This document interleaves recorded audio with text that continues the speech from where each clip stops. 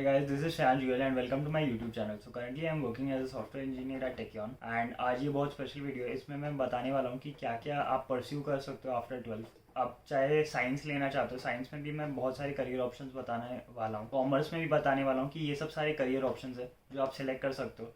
और आर्ट्स में भी मैं बताने वाला हूँ कि ये सब सारे करियर ऑप्शंस आप सिलेक्ट कर सकते हो। ये वीडियो बहुत इन्फॉर्मेटिव होने वाला है कि आप क्या क्या करियर ऑप्शन सिलेक्ट कर सकते हो आफ्टर क्लास 12th। आप ये वीडियो को एंड तक देखना मत भूलिएगा। ये इस वीडियो से हम काफ़ी कुछ सीखेंगे कि क्या क्या डिग्रीज हम ले सकते हैं। तो चलिए शुरू करते हैं। अगर हम क्लास 12 में जाते हैं, 3 चीज़ों में सिलेक्ट करना होता है। पहला होता है साइंस, दूसरा होता है कॉमर्स और तीसरा होता है आर्ट्स। हमें ये 3 में से सिलेक्ट करना होता है कि हमें कौन सा ब्रांच लेना है। तो मैं पहले साइंस का बता देता हूँ कि क्या क्या साइंस में ऑप्शंस रहते हैं, फिर मैं कॉमर्स का बताता हूँ एंड फिर आर्ट्स का बताता हूँ। अगर आप साइंस स्ट्रीम में जाते हो, साइंस में भी 2 चीजें होती है, एक नॉन मेडिकल होता है और एक मेडिकल होता है। तो हम पहले नॉन मेडिकल की बातें करेंगे, फिर हम मेडिकल के ऊपर जाएंगे। बात करने वाला हूँ बीटेक। तो बीटेक से आपका इंजीनियरिंग होता है एंड बीटेक 4 इयर्स का कोर्स रहता है। तो बीटेक के लिए एग्जाम्स जो होते हैं वो जेई होते हैं या प्राइवेट कॉलेजेस के एग्जाम्स वगैरह होते हैं, गवर्नमेंट कॉलेजेस के भी एग्जाम्स वगैरह होते हैं, जैसे कॉमेड के हो गया, वेबजी हो गया। तो ये सब देके हम इंजीनियरिंग कर सकते हैं और ये 4 साल का कोर्स रहता है। इसमें हम कोई भी स्पेशलाइजेशन कर सकते हैं, जैसे सिविल इंजीनियरिंग हो गया, मैकेनिकल इंजीनियरिंग हो गया, कंप्यूटर साइंस इंजीनियरिंग हो गया, इंफॉर्मेशन टेक्नोलॉजी इंजीनियर हो गया। बहुत सारे इंजीनियरिंग के कोर्सेज है, आप कोई भी देख सकते हो। तो ये बीटेक का बात हो गया। अब हम दूसरी चीज पे आते हैं जो है बी आर्किटेक्चर। सबसे पहले हम इंटीरियर डिजाइनर वगैरह बन सकते हो। इसके लिए कौन सा एग्जाम देना पड़ता है? ये एग्जाम जो होता है वो जेई मेंस का पार्ट 2 होता है, तो हमें वो एग्जाम देना पड़ता है बी आर्किटेक्चर के लिए। तो आईआईटी में भी बी आर्किटेक्चर होता है, तो आप बी आर्किटेक्चर भी देख सकते हो। जो बी आर्किटेक्चर का कोर्स है वो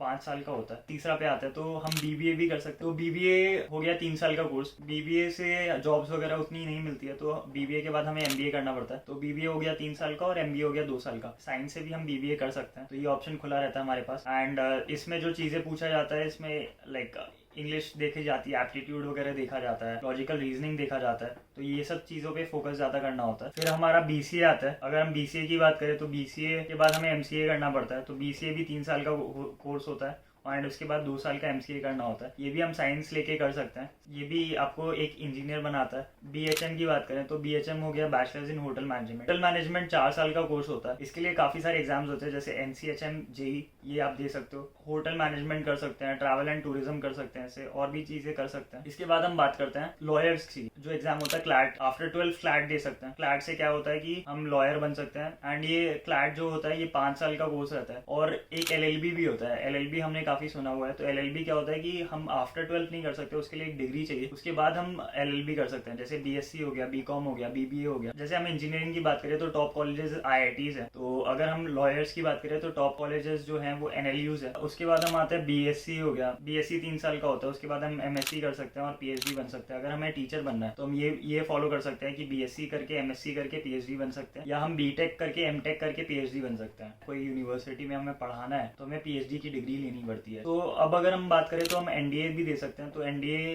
क्या होता है? आर्मी में होता है, नेवी में और एयरफोर्स में जाने के लिए हमें ये 3 चीजों के लिए एनडीए देना पड़ता है। अगर हम आर्मी की बात करें तो ये कोई भी स्ट्रीम दे सकता है, जैसे साइंस से दे सकते हैं, कॉमर्स से दे सकते हैं और ह्यूमैनिटी से भी दे सकते हैं। बट अगर हम एयरफोर्स और नेवी की बात करें तो वो सिर्फ फिजिक्स, केमिस्ट्री, मैथ से दे सकते हैं। तो अगर हमें पायलट बनना है, आप लोग ने सुना होगा नाम गौरव तनेजा का, तब भी हमें साइंस लेना पड़ता है एंड फिर वो पायलट का रास्ता खुलता है। तो ये भी एक चीज है कि आप पायलट बन सकते हो। उसके बाद अगर हमें मास कम्युनिकेशन ये सब में इंटरेस्ट है तो हम मीडिया, जर्नलिज्म ये सब भी कर सकते हैं। हम वीडियो एडिटिंग कर सकते हैं, वीएफएक्स कर सकते हैं, एनिमेशंस एंड मीडिया कर सकते हैं। मतलब ये सब चीज़ें कर सकते हैं। इसके अलावा हम इवेंट मैनेजमेंट कर सकते हैं, कैबिन क्रू कर सकते हैं, जैसे एयर होस्टेस हो गई। हम रेलवेज में भी जा सकते हैं। तो ये सब जो अभी तक मैंने बोला वो सब सारी नॉन मेडिकल की बातें थी। तो मेडिकल के लिए हम एमबीबीएस दे सकते हैं। एमबीबीएस 5.5 साल का कोर्स रहता है। उसके बाद अगर हमें कोई स्पेशलाइजेशन करना है, जैसे स्किन स्पेशलिस्ट बनना है, जिसको हम डर्मेटोलॉजिस्ट बोलते हैं, उसके लिए हमें एमएस या एमडी करना होता है एंड उसके बाद डिप्लोमा करना होता है। तो अगर कोई स्पेशलाइजेशन करना होता है तो 10.5 साल पढ़ना पड़ता है एंड 10.5 साल के बाद आपको पैसे वगैरह तो काफ़ी अच्छे मिल रहे होंगे।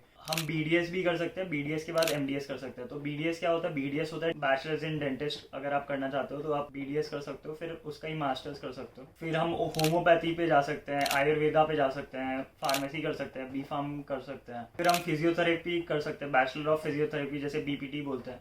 तो ये सब चीज़ भी कर सकते हैं एंड मतलब ये सब काफ़ी चीज़ होती है जो हम मेडिकल लाइन से कर सकते हैं। इसमें और भी बहुत सारी चीज़ें आ जाती है। अगर मैं गवर्नमेंट जॉब्स की बात करूँ तो गवर्नमेंट जॉब्स में हम डेटा एंट्री का भी काम कर सकते हैं। अगर मैं बात करूँ स्टेनोग्राफर की, तो स्टेनोग्राफर क्या होता है, जो मिनिस्टर्स का पीआर्स लिख रहा होता है या मिनिस्टर्स का स्पीच वगैरह लिख रहा होता है, हम स्टेनोग्राफर बोलते हैं। हम स्टेनोग्राफर भी बन सकते हैं, उसका भी काफ़ी सारे ग्रेड्स होते हैं, ग्रेड सी हो गया, ग्रेड ई हो गया, तो स्टेनोग्राफर बन सकते हैं। हम टिकट कलेक्टर बन सकते हैं। ये सब इंपॉर्टेंट है। अगर मैं रेलवेज की बात करूँ और पायलट की बात करूँ, ये सब में दोनों में पीसीएम इंपॉर्टेंट है। तो ये सब सारे सब्जेक्ट्स हो गए जो आप साइंस लोगे तो आप चूज कर सकते हो। तो अब अगर हम बात करें कॉमर्स की, तो हम सीए कर सकते हैं, जिससे हम ऑडिटर बन सकते हैं। उसके बाद सीएस आता है, कंपनी सेक्रेटरी भी बन सकते हैं, जो कंपनी के फाइनेंशियल्स वगैरह सब हैंडल करे। अब अगर हम आगे बढ़ते हैं तो सीएमए भी होता है, तो सीएमए होता है कॉस्ट अकाउंटेंट, तो हम ये भी कर सकते हैं, कॉस्ट अकाउंटेंट बन सकते हैं। और भी 2-3 चीज़ें कर सकते हैं, जैसे हम बीकॉम कर सकते हैं, बीबीए से फिर एमबीए कर सकते हैं। यहाँ पे भी ये ऑप्शन रहता है कि बीबीए करके हम एमबीए कर सकते हैं। तो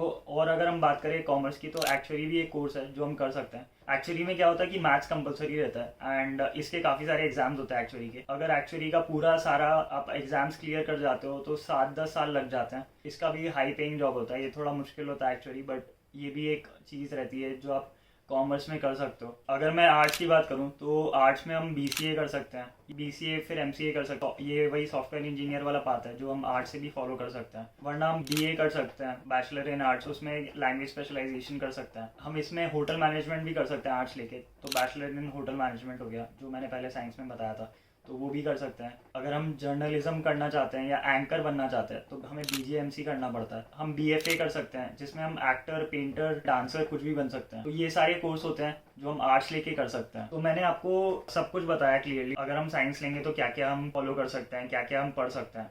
अगर हम कॉमर्स लेंगे तो क्या क्या हमारे पास ऑप्शंस है, और हम अगर आर्ट्स लेंगे तो ये क्या क्या ऑप्शंस है। मेरे टाइम पे तो मुझे पता भी नहीं था कि इतने सारे करियर ऑप्शंस होते हैं। कुछ करियर ऑप्शंस तो मुझे रिसर्च करने के बाद पता लगा, अच्छा ये सब भी होता है। तो मैंने सोचा कि शेयर कर दूं लोगों के साथ, लोगों को काफ़ी हेल्पफुल होगा ये वीडियो। और आपको अगर इससे रिलेटेड कुछ डाउट्स है तो आप नीचे कमेंट सेक्शन में बता दीजिए। होप ये वीडियो आपको पसंद आया एंड इससे आपको कुछ लर्निंग हुई होगी। एंड अगर आपको ये पसंद आया वीडियो तो ये वीडियो को लाइक कर दीजिए, और अभी तक अगर चैनल को सब्सक्राइब नहीं किया तो चैनल को सब्सक्राइब कर दीजिए और बेल आइकन को भी दबा दीजिए। चलिए मिलते हैं नेक्स्ट वीडियो में। Thank you guys.